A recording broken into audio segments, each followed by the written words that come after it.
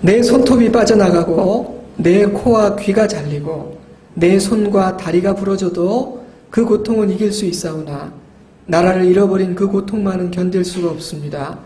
나라에 바칠 목숨이 오직 하나밖에 없는 것이 이 소녀의 유일한 슬픔입니다.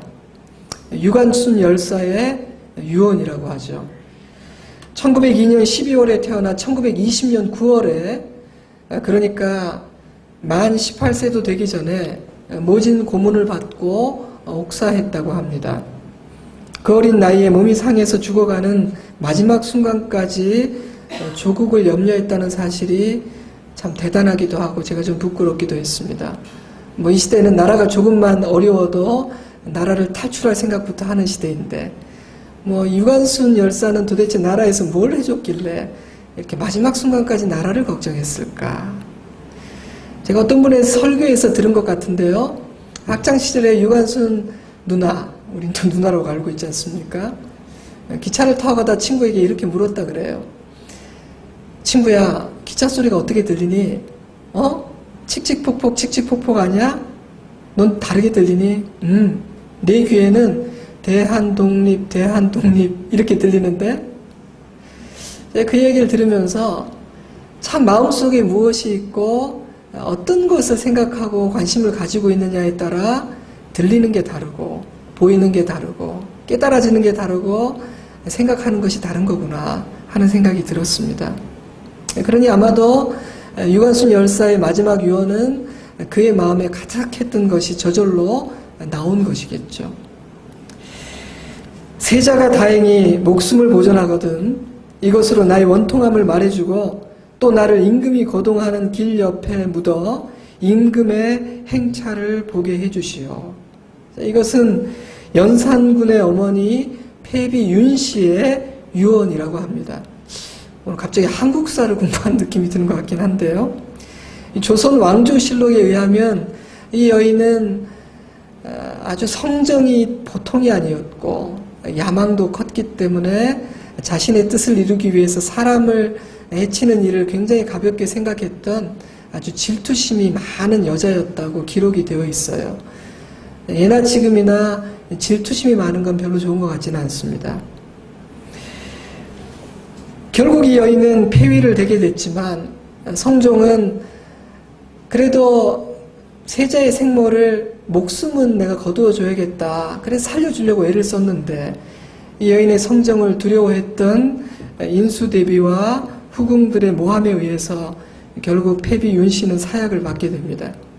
죽을 때 친정 어머니에게 만약 아들이 무사히 자라서 왕이 된다면 나의 원통함을 전해달라고. 내가 오늘 사약을 먹고 이 피를 토할 텐데 그 피가 묻어있는 금삼을 아들에게 넘겨달라고 부탁을 하죠. 그것은 훗날에 일어나게 되는 갑자사화라는 아주 비참한 사건의 불씨가 됩니다. 연산군은 어머니를 모함했던 후궁 정씨와 엄씨를 죽여서 산에 버리고요. 할머니 인수대비를 때려서 죽이죠. 어머니의 죽음과 관계된 모든 사람을 다 죽인 것도 모자라서 여러분 부관참시라고 합니까? 무덤을 파서 관을 열고 그 안에 있는 시체를 꺼내 목을 잘라 거리에 내거는 그런 일을 하게 되죠. 그날부터 연산군은 거의 실성한 사람처럼 실정을 하게 됩니다. 어머니가 남긴 마지막 말이 아들의 인생에 너무나 부정적인 영향을 끼친 것이죠. 저는 이 사건을 읽으면서 우리가 남기는 마지막 말은 절대로 내 한을 푸는 일은 되어서는 안 되겠다. 내가 어떻게 살았든 아무리 억울한 일이 있든 자녀들과 후손들을 위한 축복의 말, 생명의 말을 남겨야겠다. 그런 생각을 했습니다. 말이 참 무서운 것 같아요. 말의 힘이라는 것이요. 여러분과 한번 나눈 것 같기도 한데요. 저는 이런 이야기를 들은 기억도 납니다. 어떤 분이 가방 하나 딱 들고 미국에 이민을 갔어요. 그래서 열심히 일해서 두 아들 잘 키우고 또 슈퍼 하나를 갖게 됐습니다. 근데 이제 나이가 들어서 죽게 되어서 이제 가족들이 유언을 듣기 위해서 아버님 곁에 모였죠. 첫째야, 어디 있느냐? 아버지, 제가 여기 있습니다. 둘째야, 어디 있느냐? 저는 여기 있습니다. 그러면 슈퍼는 누가 보니? 그리고 돌아가셨다 그래요. 그의 아버지가 남긴 마지막 말이었습니다. 인생의 마지막 순간이 다가오고 있음을 느낄 때 어떤 말을 남기느냐는 그가 과연 무엇을 추구하고 살아온 사람인지, 인생을 마감하는 순간에 가장 중요하다고 생각한 것이 무엇인지를 보여줍니다. 뿐만 아니라 남아있는 사람들의 인생에 큰 영향을 끼치기도 하죠. 패비 윤씨의 유언은 조선에 피바람을 불러일으키게 만들었고요. 유관순 열사의 유언은 많은 조선인의 가슴을 뜨겁게 만들어 조국을 위해서 헌신하게 만들었을 거예요. 슈퍼는 누가 지키니라는 유언이 어떤 일을 만들었을지는 잘 모르겠습니다. 여러분, 만약 우리가 오늘 죽음을 맞이하게 된다면 우리는 어떤 말을 하게 될까요? 그 말은 아마도 마지막 순간까지 내 마음을 지배하는 생각이고 가장 사랑하는 사람들에게 주고 싶은 마지막 교훈이겠죠. 길게 얘기할 시간 없을 테니까 짧게 한두 가지 핵심만 얘기할 텐데, 여러분 만약 오늘 우리가 마지막 말을 남겨야 한다면 여러분은 어떤 문장을 남기고 싶으십니까? 지난 주일에 이어서 오늘도 우리는 노 사도 바울의 마지막 편지, 그 유언적인 메시지를 함께 묵상하고 있습니다. 그 중에서도 배우고 확신한 일에 거하라는 한 문장을 우리는 붙들었어요. 배우고 확신한 일에 거하라. 당연한 말이지만 이 격려는 바울 자신을 위한 말이 아니죠. 죽기 전에 한번 멋진 말이나 한번 해볼까? 이렇게 의미 없는 말을 하고 있는 것도 아닙니다. 이것은 오롯이 디모데를 위한 말입니다. 이 땅에 남아서 믿음의 길을 걸어가야 하는 모든 하나님의 자녀들에게 주는 노 사도의 진심이죠. 바울은 이제 이 땅의 모든 수고와 무거운 짐을 벗고 고대하던 하늘 아버지 품에 안기게 되었으니 더 이상 바랄 것이 없었습니다. 이 땅의 수고를 내게 맡기신 그 사명을 다 마치고 아버지의 집으로 떠나는 것, 그것은 우리 그리스도인들에게 가장 복되고 영광스럽고 기다리는 일이죠. 여러분, 사실 바울은요, 그 아버지의 집을 너무 사모했기 때문에 살려는 의욕이 별로 없는 사람이기도 했습니다. 그는요, 막 세상 사는 것이 너무 재밌고 좋아서 미치겠다 이런 사람이 아니었어요. 너무너무 강력한 욕망, 나는 저 자리에 이루고 말 거야. 나는 이걸 가지고 말 거야. 나는 이런 걸 성취하고야 말 거야. 막 이런 욕심이 너무 컸기 때문에 눈에 불을 켜고 막 열정적으로 살아가는 그런 사람도 아니었습니다. 뭐 그런 바울이 뭐 삶에 대한 욕망이 강했을 리가 있겠습니까? 별로 막 그런 세상 욕심도 없는데. 근데 그런 바울이 그 누구보다도 더 열정적이고 열심히 부지런히 살 수 있었던 이유는 무엇일까요? 빌립보서 1장 21절, 이는 내게 사는 것이 그리스도니 죽는 것도 유익함이라. 내가 그 둘 사이에 끼었으니 차라리 세상을 떠나서 그리스도와 함께 있는 것이 훨씬 더 좋은 일이라. 그렇게 하고 싶으나 내가 육신으로 있는 것이 너희를 위하여 더 유익하리라. 그를 살게 한 것은 사명이었어요. 복음을 전하고 영혼을 구하고 한 영혼이라도 더 살리고 가는 곳마다 이곳저곳에 교회를 세우고 교회를 지켜내는 그 사명이 그를 살게 했습니다. 부지런히 살게 했죠. 자, 그런데 이제는 하나님께서 너 그만하면 됐어. 네가 할 일 잘했으니까 이제 와라. 짐 좀 내려놓고 편히 쉬어 라고 말했으니 바울은 얼마나 자유로웠겠어요? 이 세상의 삶에 대한 미련이나 아쉬움이 전혀 없었을 것입니다. 그러나 바울은 자기야 그렇게 떠나면 편하지만 이 땅에 남아서 이 마지막 어려운 때를 살아가야 되는 믿음의 후손들과 디모데를 생각하니까 참 마음이 아팠던 것 같아요. 말세에 그 힘든 사람들을 데리고 목회를 해야 됐던 디모데를 생각하니까 참 마음이 안타까웠던 것 같습니다. 그래서 그 마음을 담아서 마지막 편지를 쓰기 시작하죠. 그것이 바로 우리가 오늘 읽은 디모데후서입니다. 여러분, 디모데후서는 4장밖에 안 되는 짧은 성경이거든요. 그러니까 오늘 집에 가셔서 1장부터 끝장까지 다시 한번 바울이 이런 마음을 가지고 쓴 책이구나 생각하면서 읽어보세요. 느낌이 좀 다를 거예요. 지난 주일에 우리는 배우는 것이 얼마나 중요한지를 묵상했죠. 하나님의 말씀에는 구원에 이르는 지혜가 있고 하나님의 말씀은 우리로 하여금 선한 일을 행하는 능력자로 만들기 때문에 하나님의 말씀을 가까이 해야 한다, 배워야 한다 말씀을 나누었습니다. 사랑하는 성도 여러분, 하나님 말씀을 정말 여러분 가까이 두기를 바라요. 말씀이 있는 자리를 귀하게 여기고 그 자리에 앉아 계시기를 바랍니다. 그 은혜 안에서 살아가시기를 바라요. 이 험한 세상, 유혹이 많고 거친 세상에서 우리 마음과 생각을 지키고 믿음을 끝까지 붙들고 승리할 수 있는 유일한 비결은 하나님의 말씀 가까이에 있고 그 말씀이 나를 다스리고 인도하도록 하는 방법밖에는 없습니다. 그래서 이번 여름에 이제 성경 한번 읽어볼 수 있는 기회를 만들었으니까 여러분 상황에 맞게 한번 도전해 보세요. 자, 근데 오늘은 제가 확신하는 것이 또 얼마나 중요한가, 배우는 것도 중요하지만 확신하는 것이 얼마나 중요한가를 좀 생각해 보고자 해요. 바울은 배울 뿐 아니라 확신하는 사람이 되어야 된다, 이렇게 교훈하고 있죠. 여러분, 확신은 굳게 믿는 것입니다.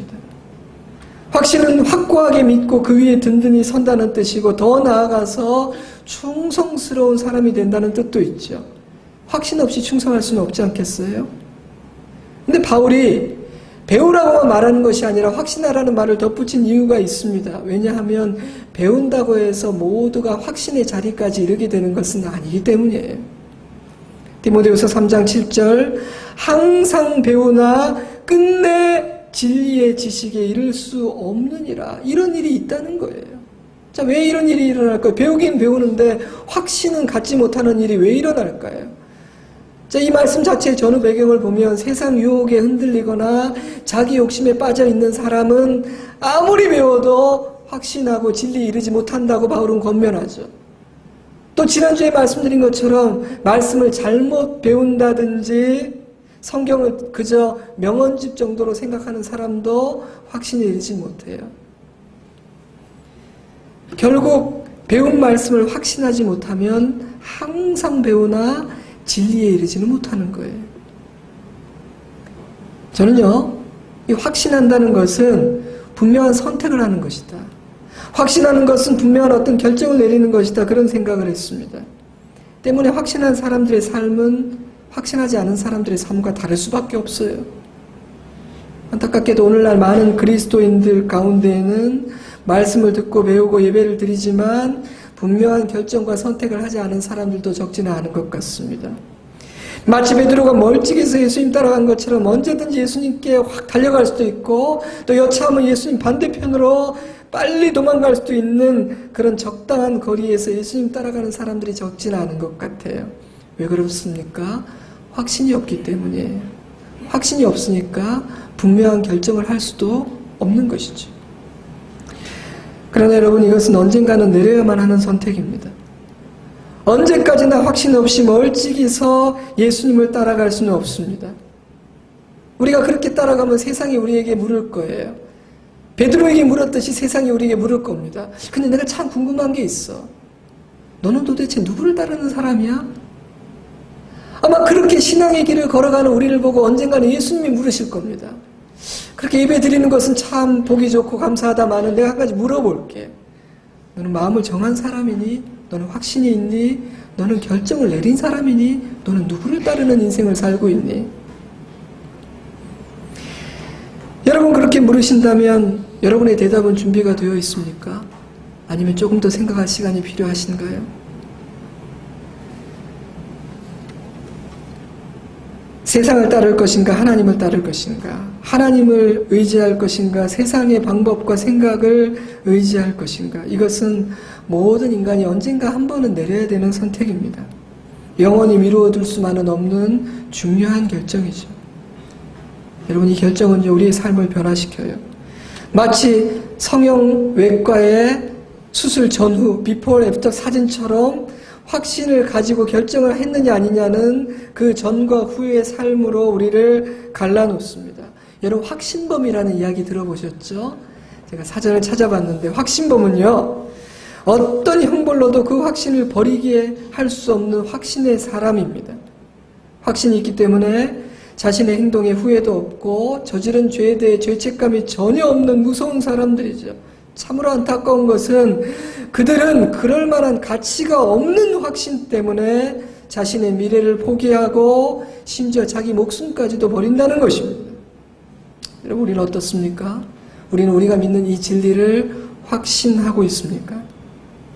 확신범들은 자신이 믿는 바 그 확신 때문에 생명을 걸고 자신의 희생을 자랑스럽게 생각하는데, 우리는 우리가 믿는 진리를 확신하기 때문에 그 진리가 인도하는 길을 따라 내가 오늘도 걸어가고 있다는 사실이 자랑스럽고 자부심이 느껴지십니까?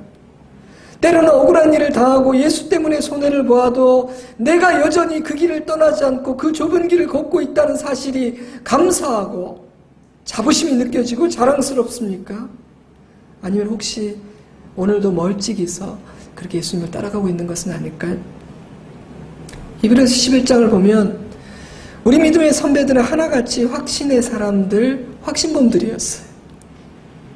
11장 33절, 그들은 믿음으로 나라들을 이기기도 하며 의를 행하기도 하며 약속을 받기도 하며 사자들의 입을 막기도 하며 불의 세력을 멸하기도 하며 칼날을 피하기도 하며 연약한 가운데에서 강하게 되기도 하며 전쟁에 용감하게 되어 이방 사람들의 진을 물리치기도 하며 또 어떤 이들은 더 좋은 부활을 얻고자 하여 심한 고문을 받되 구차히 풀려나기를 원하지 아니하였으며, 이어지는 38절에 이렇게 말합니다.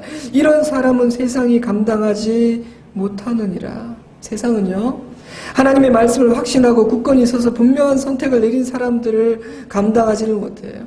그렇게 생각해 본다면 세상이 우리를 만만하게 보는 이유는 우리가 아직도 확신이 없기 때문인지도 몰라요. 세상이 아는 거죠. 쟤는 아직 확신이 없어. 저는 하나님 앞에 생각해 보았어요. 목사로서 나는 사단이 볼 때 쟤는 확신이 너무 분명하기 때문에 흔들 수 없는 사람이야. 그런 사람일까? 나는 정말 그런 사람이면 좋겠는데. 저는 종종 테러범들을 보며 부끄러움을 느낍니다. 저들의 확신은 도대체 어디서 온 것일까? 우리는 진리를 믿고 살아계신 하나님을 믿는 사람인데 왜 저들보다 더 두려워하고 저들만큼 충성되고 헌신하지 못하는 것이? 수십 년 묵묵히 외길 인생 걸어온 분들을 볼 때도 비슷한 감정을 느끼고요. 유관순 열사와 같은 독립투사들을 대할 때도 쥐구멍으로 들어가고 싶어요. 그들에 비하면 그리스도인들에게는 확신이 좀 부족한 것 같습니다. 그래서 이 시대에는 충성, 헌신, 희생과 같은 열매들이 참 귀해집니다.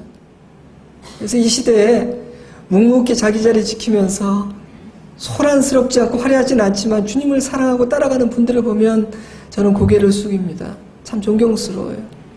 우리 좋은시학교에 그런 성도들이 굉장히 많죠. 요란스럽지 않아서 여러분들이 잘 모르는데요. 그런 믿음의 사람들이 우리 교회에 굉장히 많아요. 그러니까 목사로서 저는 참 도전을 받고 은혜를 받고 부끄럽고 내가 잘해야겠다는 생각 많이 들어요. 제가 종종 그런 이야기 듣습니다. 교회는 가되 예수에 미치진 마라. 신앙생활 하되 적당히 해라. 절대 당신 광신도 되면 안 돼.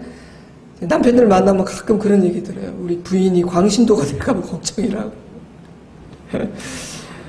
제가 얼마 전에 신방 갔는데 아내는 믿음이 있고 남편은 아내를 따라서 참 착한 남편이죠. 믿음이 아직 약한데 아내를 따라서 교회에 와주니까. 근데 남편이 웃으면 저한테 그런 얘기를 했어요. 목사님, 제가 목사님 때문에 얼마나 힘든지 아냐고. 목사님 나를 괴롭힌다 그래서 제가요? 제가 왜요? 그렇게 얘기했더니 옛날에도 아내가 신앙생활을 했지만 좋은시학교에 어느 날 이렇게 출석하고부터 자꾸만 자기 보고 교회를 같이 가자 그런대요. 옛날에는 그렇게까지 많이 자기한테 같이 가자고 그러지 않은 것 같은데, 아니 이 교회가 어떤 교회길래 자꾸만 같이 자기를 데리고 가려고 해서 이게 다 목사님 때문이 아니냐. 목사님 때문에 내가 힘들다. 근데 농담으로 웃으면서 얘기했고 저는 그 얘기가 기뻤어요. 제가 그렇게 괴롭히는 게 좋았어요. 저는 그걸 힘들어하는 남편에게 더 무리한 무리수를 하나 뒀죠. 가족 수련회 같이 가자고. 굉장히 눈이 동그래졌지만 부인은 보내겠다 막 그랬는데 부인은 나는 같이 가겠다. 같이 가야 된다. 이제 기도를 하고 있습니다. 그 남편은 특별한 약속이 없으면 같이 예배를 드리고 계세요. 참 착한 분이에요. 여러분 그런 얘기 들어봤죠? 적당히 믿으라고 예수를. 광신도가 되지 말라고. 예수를 사랑하되 미치도록 사랑하지 말라고. 그런 얘기 많이 들으셨죠? 저는 이해가 돼요. 왜냐하면 세상이 볼 때 예수에 미쳤고 광신도라고 생각되는 사람들이 조금 균형을 잃어버린 분들이 있어서 아마 그런 것 같아요. 보기 안 좋다 이렇게 느낀 사람들 때문에 아마 남편들이 자기 부인을 뺏길까봐 그런 생각을 하는 것 같습니다. 여러분 성경을 읽어보면 성경이 속세 떠나고 가정 버리고 그렇게 하라고 가르치지 않잖아요. 가정을 잘 세우라 그러잖아요. 세상의 빛과 소금이 되라고 말하잖아요. 선을 행하라, 믿음의 좁은 길을 걸어가라고 가르치지 않습니까? 그러니까 예수에 미친다는 것은 이 세상의 삶을 팽개치고 교회에 나와서 앉아있고 교회에서만 살아라 이 얘기는 아니죠. 하지만 여러분, 제가 오늘 분명히 말씀을 드릴게요. 신앙생활은요, 적당히 할 수가 없다는 거예요. 예수님 믿으려면 믿고 안 믿으려면 안 믿는 거지 적당하게 믿을 수가 없어요. 그게 안 될 거예요. 한번 해보세요. 되는지. 이것도 좋고 저것도 좋다가 안 됩니다. 진리와 거짓, 선과 악, 하나님의 길과 세상의 길, 세상이 가르치는 방법과 하나님이 옳다고 하시는 그 방법은 항상 일치하는 것이 아니기 때문에 살다 보면 내가 어느 편에 서 있는지를 분명하게 밝히고 결정해야 되는 순간들이 있는 거예요. 그러므로 여러분, 이상한 광신도는 되지 말아야 하지만 확신을 가진 신앙이 되는 것은 선택사항이 아니에요. 이건 필수적인 것입니다. 다른 사람의 눈치를 보지 마시기 바라요. 여러분의 길은 하나님과 여러분 사이에서 여러분이 정하는 겁니다. 여러분의 확신을 따라서 믿음의 좁은 길을 택하는 것이죠. 그것이 확신하는 그리스도인으로서 사는 거예요. 여러분, 배우기만 한 사람과 확신하는 사람은 굉장히 달라요. 예를 들어서요, 잠언 16장 3절 너의 행사를 여호와께 맡기라 그리하면 내가 경영하는 것이 이루어지리라. 9절 사람이 마음으로 자기의 길을 계획할지라도 그의 걸음을 인도하시는 이는 여호와시니라. 시편 127편 1절 여호와께서 집을 세우지 아니하시면 세우는 자의 수고가 헛되며 여호와께서 성을 지키지 아니하시면 파수꾼에 깨어있음이 헛되도다. 이 말씀을 믿고 확신하는 사람은 열심과 성실로 자기의 최선을 다한 후에 자기의 능력 넘어 있는 일들은 하나님께 맡기고 평안히 잠들 수가 있습니다. 매일 열심히 살아가고 최선을 다해서 수고하지만 기도하는 것을 게을리하지 않을 거예요. 왜냐하면 걸음을 인도하시는 분은 하나님이시니까. 그냥 열심히만 사는 것이 아니라 기도를 쉬지 않아요. 그러나 이 말씀을 듣고 배웠지만 확신하지 못하는 사람은 매일 열심히 살면서도 마음의 근심이 떠나질 않습니다. 누구보다 뛰고 달리는데도 염려가 가득해요. 맡기질 못하니까요. 기도도 안 할 겁니다. 기도하는 시간에 내가 조금이라도 더 일을 하는 게 낫지 기도가 무슨 의미냐? 확신이 없으니까 기도를 안 하는 거죠. 여러분, 확신하느냐 아니냐는 차이가 커요. 성경에는 하나님께서 성도들의 억울함을 보고 계시고 그 눈물을 닦아주시고 원통함을 다 풀어주신다는 약속이 우리가 생각하는 것보다 굉장히 많이 있어요.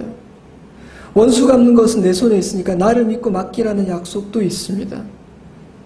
하나님은 공의로운 재판장으로 오셔서 모든 것을 공정하게 판단하고 다 정리해 주실 거라는 약속은요, 성경의 중요한 약속과 주제 중에 하나죠. 자, 만약 우리가 이 약속을 진실로 믿는다면 우리가 억울한 일을 당할 때 그 순간을 견뎌내고 참는 것 조금 더 쉬워질지 몰라요. 이 약속을 진짜 확신하면요, 내 입으로 내 스스로를 변호하려고 그렇게까지 많이 애를 쓰지는 않을 거예요. 멱살 잡고 맞붙어 싸워서 내가 이기려고 하는 일도 조금은 줄어들 겁니다. 하나님이 아시지. 하나님이 아시지. 세상에서는요, 누가 나를 건드리면 나도 그 사람의 흠을 건드립니다. 네가 나를 건드려? 넌 깨끗해? 나도 너 한번 들춰내볼까? 선거의 네거티브 전략이라는 것이 있는데 상대의 부정적인 면을 드러내서 이미지를 깎는 그런 전략을 의미하죠. 저는요, 그런 싸움에는 승자가 없다고 믿어요. 그도 죽고 나도 죽습니다. 그냥 진흙탕 싸움일 뿐이에요. 물론 하나님의 주권을 믿고 맡기는 것, 억울한 상황에서 잠잠히 기다리는 것은 쉽지 않은 일이죠. 그러나 하나님의 말씀을 확신하면 그리할 수 있어요. 그리고 그 믿음의 결과는 언제나 해피엔딩이라고 저는 확신합니다. 하나님은 믿는 사람에게 반드시 보상해 주세요. 근데 어떤 하나의 진리를 확신하는 자리까지 이르는 것이 그렇게 쉽지는 않아요. 그래서 하나님은 그 진리를 확신하고 내 마음에 심어주기 위해서 어떤 일을 경험하게 하기도 하고 고난을 통과하게 하기도 하고 훈련을 시키고 연단을 시키게 하기도 합니다. 그러니까 여러분 고난을 당하거나 어떤 경험을 할 때마다 물으세요. 하나님이 뭔가 가르쳐 주려고 하고 심고자 하는 확신이 있나? 다윗은 자신을 해하려고 했던 원수 사울을 죽일 기회가 있었지만 죽이지 않았죠. 측근들은 하나님이 주신 기회라고 말했지만 다윗의 생각은 달랐습니다. 사무엘상 24장 12절 여호와께서 나와 왕 사이를 판단하사 여호와께서 나를 위하여 왕에게 보복하시려니와 내 손으로는 왕을 해하지 않겠나이다. 하나님이 이 모든 것들을 보시고 판단하신다. 다윗에게는 확고한 확신이 있었기 때문입니다. 근데 굉장히 놀랍게도요, 잠시 뒤에 나발이라는 어리석은 사람이 다윗을 도발할 때 다윗은 복수의 칼을 뽑고 내가 그 집을 몰살시키겠다 막 달려가죠. 굉장히 의외죠. 아니 내가 얼마나 잘해주었는데 나를 이런 식으로 대하다니. 저는 다윗의 분노가 이해가 됩니다. 그러나 그럼에도 불구하고 그는 사울을 대했던 방법으로 나발을 대했어야 됐어요. 나발은 너무나 어리석은 사람이기 때문에 그렇게 행동할 수밖에 없었다 할지라도 다윗도 나발의 수준이 되어서는 안 되는 것이었습니다. 그런데 하나님께서 모든 것을 살피시고 판단하고 계신다는 그 확신이 흔들려버린 다윗은 나발의 악함을 또 다른 악한 방법으로 스스로 해결해 보려고 했던 거예요. 복수하려고 했습니다. 다행히도 아비가일을 통해서 정신 차리고 믿음의 자리로 돌아오게 되었지만 까딱했으면 큰 실수를 했던 거예요. 사무엘상 25장 38절 한 열흘 후에 여호와께서 나발을 치심에 그가 죽으니라. 저는 여호와께서 치심이라는 문장에 밑줄을 그었어요. 하나님에게 생각이 있었습니다. 하나님 바보가 아니시거든요. 하나님 보고 계셨어요. 조금만 기다리면 되는 일을 다윗이 나서는 바람에 평생 후회할 짓을 할 뻔했던 것입니다. 하나님은 이 진리를 다윗에게 확신시키기 위해서 나발 사건을 허락하셨죠. 왜냐하면 다윗은 앞으로 왕으로 이 나라를 이끌어야 하는데 이런 일들이 얼마나 많겠습니까? 그때 이 교훈을 잊지 말라는 거예요. 확신하고 붙들어라. 내가 이룬다는 것을 네가 깨달아라. 그렇게 말씀하시는 것입니다. 저는 하나님께서 우리를 다루실 때도 동일하다고 생각해요. 그렇게 가르쳐줬는데도 확신하지 못하면 어떤 방법을 통해서 우리로 확신하게끔 훈련을 시키고 만들어내세요.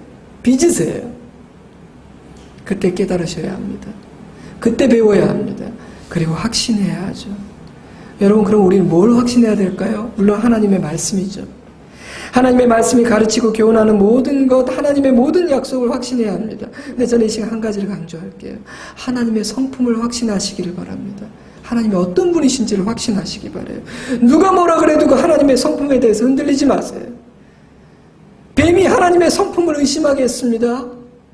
아담과 하와가 하나님이 선하시고 나를 사랑하신다는 하나님의 성품, 내가 아는 그 하나님을 확신했으면 뱀의 유혹이 안 넘어가는 거예요. 여러분 성경을 읽으며 배워야 하는 가장 중요한 지식, 신앙의 경험을 통해서 우리가 더 풍성해져야 하는 지식은 하나님을 아는 지식입니다. 여러분이 아는 하나님은 어떤 분이세요? 여러분이 믿고 의지하는 하나님은 어떤 분이세요? 백지 하나를 꺼내서 제가 지금 나의 하나님, 남의 하나님이 아니라 내가 확신한 하나님을 다 써보라고 하면 여러분 몇 페이지 쓸 수 있을까요? 어떤 글을 쓸 수 있을까요? 집에 가서 한번 해보세요. 그래, 하나님, 나의 하나님 어떤 분이지? 한번 써보시라고요. 그것이 여러분의 신앙을 말해줄 거예요. 왜 그것이 중요하냐? 왜냐하면 기독교 신앙이란 몇 가지 교리를 아는 것이 아니에요. 기독교 신앙은 그렇게 유치한 것이 아니에요. 몇 가지 교리를 아는 것이 아니에요. 신앙은요, 우리를 사랑하시고 우리와 함께 하신 하나님을 알고 그 하나님과 함께 살아가는 것, 그것이 신앙이에요. 하나님의 성품을 알고 이해하는 만큼 우리의 믿음과 신앙은 풍성해집니다. 근데 생각보다 많은 분들이 하나님에 대해서 오해하고 잘 모르는 것 같아요. 제가 제자훈련 하면서도 남자반 여자반 오랫동안 하면서도 할 때가 많아요. 하나님에 대해서 균형을 잡고 있지 못하고 하나님을 잘 모르는. 여러분, 우리 하나님은 어떤 분이십니까? 하나님은 선하십니다. 때문에 하나님은 하나님께서 허락하시는 모든 일의 결과는 선하고 좋습니다. 하나님은 거룩하시고 공의로우십니다. 악은 반드시 심판받게 되고 억울한 자는 언젠가 반드시 위로받게 됩니다. 하나님은 지금도 당신의 시간표에 맞추어 당신의 선하고 놀라운 뜻을 위하여 일하고 계십니다. 하나님은 저 같은 죄인을, 우리같이 부족한 사람들을 한없이 사랑하십니다. 하나님 우리의 기도를 들으시고 응답하십니다. 하나님 오래 참으십니다. 하나님은 말씀하십니다. 하나님 우리를 인도하시고 보호해 주십니다. 지켜주십니다. 하나님은 이런 하나님이세요. 이 하나님을 알고 믿고 의지하는 믿음의 확신은 우리를 평안케 하고 풍랑 가운데 용기를 내게 만들죠. 때문에 하나님을 아는 지식, 하나님의 성품에 대한 확신이 신앙에서 제일 중요하거든요. 사랑하는 성도 여러분, 여러분이 믿는 하나님은 어떤 분이세요? 그 아버지는 어떤 성품을 가진 아버지십니까? 바울은요, 내일 일을 알았기 때문에 평안하고 담대했던 사람이 아니었습니다. 바울도 우리처럼 내일 일을 하나도 몰랐어요. 내일 어떤 일이 있을지. 하지만 그가 담대하고 평안할 수 있던 이유는 그는 내일 일은 몰랐지만 하나님은 분명히 알았어요. 하나님의 성품을 잘 알고 있었어요. 저도 살면서 그런 바울의 비밀을 조금씩 깨닫게 됩니다. 내일 일을 알 때 평안한 것이 아니라 하나님을 알고 확신할 때 평안하더라고요. 예언의 말씀을 받았을 때 담대해지는 것이 아니라 하나님이 어떤 분인지를 알고 그 하나님을 내가 확실하게 붙잡고 있을 때 용기가 생기더라고요. 얼마 전에 읽었던 책에 이런 문장이 있었습니다. 명료함이 아니라 믿음을 구하라. 명료함이 아니라 믿음을 구하라.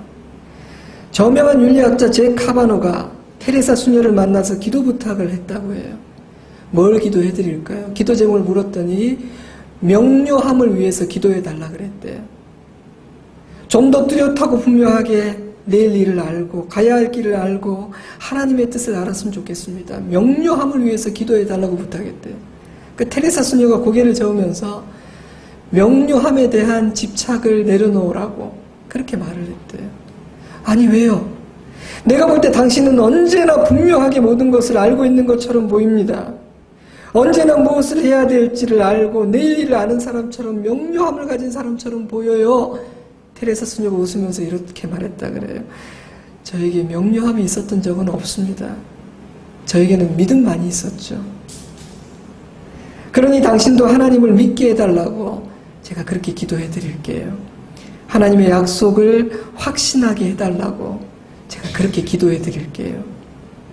참 인상적인 얘기죠. 우리에게 필요한 것은 더 분명한 명료함이 아니라 더 큰 믿음의 확신이라는 거예요. 말씀을 맺겠습니다. 사도 바울은 자신의 마지막 편지를 쓰면서 디모데에게 그리고 우리들에게 배우라. 그리고 배울 뿐 아니라 확신하는 사람이 되라. 그렇게 권면합니다. 확신은요, 굳게 믿는 겁니다. 어느 편에 설 건지, 내가 누구의 사람인지, 누구를 믿고 따를 것인지 분명한 선택을 하는 것, 그것이 확신입니다. 언제까지나 그 결정을 미루어 둘 수는 없습니다. 여러분 그 선택을 하시기를 바라요. 여러분 집에 가셔서 나에게는 어떤 확신이 있는지를 한번 생각해 보십시오. 아무리 생각해도 하나의 확신밖에 없다. 그것도 괜찮아요. 그럼 그 확신을 굳게 붙들게 해달라고 기도하세요. 쓰다 보니 의외로 나는 하나님을 많이 깊이 알고 있고 내가 배운 것도 많고 믿고 있는 것도 많구나. 하나님께 감사하면서 그거를 적고 할 수 있다면 여러분 사랑하는 사람들과 여러분의 확신을 한번 나누어 보세요. 나는 무엇을 확신하고 있는가? 내가 믿는 하나님 어떤 분인가 생각해 보세요. 확신의 사람은 굳건합니다. 사람의 말에 휘둘리지 않고요. 세상의 풍랑에 쉽게 좌절하지 않죠. 확신의 사람은 세상이 감당할 수 없고 위기 때 더 강해요. 때문에 확신이 없이 신앙생활을 한다는 것은 참 안타까운 일입니다. 사단이 우리 믿음을 흔들어대고 확신하지 못하고 헌신하고 충성하지 못하게 하는 이 시대에 저와 여러분은 확신을 가지고 걸어가는 사람이 되었으면 좋겠어요. 분명한 선택을 했으면 좋겠습니다. 그리함으로 그 누구도 빼앗을 수 없는 평안함과 담대함이 우리 모두에게 충만하기를 주님의 이름으로 축복합니다.